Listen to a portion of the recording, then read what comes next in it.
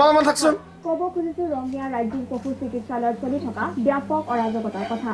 চৰকাৰী কৰ্তব্যক ফাঁকি দি চিকিৎসালয়খনৰ কৰ্মচাৰীয়ে ঘৰত বহিয়ে লৈছে মাহেকীয়া দৰমহা। চৰকাৰী চিকিৎসকজনৰ এনে কৰ্মকাণ্ডৰ চকু কপালত তুলিছে ৰঙিয়াবাসী। সহি কৰে একেদিনাই নিয়মীয়া উপস্থিতি দেখুৱাই কাৰ্যালয়ত অনুপস্থিত থাকে কৰ্মচাৰী।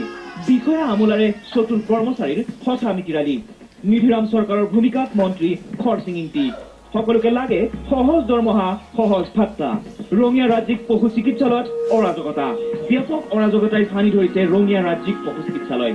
বিশেষকৈ চিকিৎসকৰ অনিয়মীয়া উপস্থিতিয়ে বাৰুকৈ বিপাঙত পেলাইছে ৰাইজক।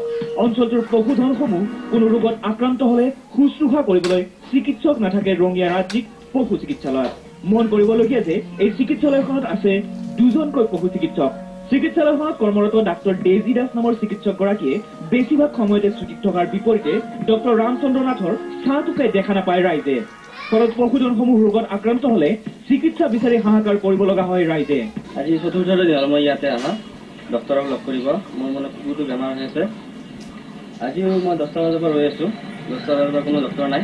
সিহঁতে কি কয় এওঁলোকে বোলে বোলে 11টালৈকে 10:30 বজাৰ বোলে ফিল্ডত গৈছিল।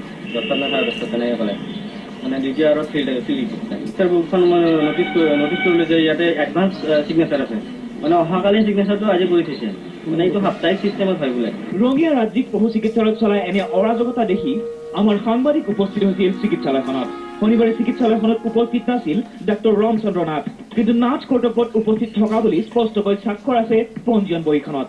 জানিব পৰা মতে মাহেকত মাথো এদিন উপস্থিত হৈ আটাইকেইদিন উপস্থিত থকা বুলি স্বাক্ষৰ কৰে ডাক্তৰ ৰামচন্দ্ৰ নাথে। এতিয়া আপুনিয়ে ভাবক কেনে বিসংগতিৰ মাজেৰে চলি আছে ৰঙিয়া পশু চিকিৎসালয়খন। ৰঙিয়া ৰাজ্যিক পশু চিকিৎসালয়ত চলি থকা এনে অৰাজকতাৰ অৱসান বিচাৰি বিভাগীয় মন্ত্ৰীৰ হস্তক্ষেপ বিচাৰিছে ৰঙিয়াবাসী ৰাইজে। কেমেৰাত চেলিমৰ সৈতে ৰঙিয়াৰ পৰা ৰবীন দাস, ফ্ৰণ্টিয়া টিভি। তিনিচুকীয়া চহৰস্থিত কৃষ্ণ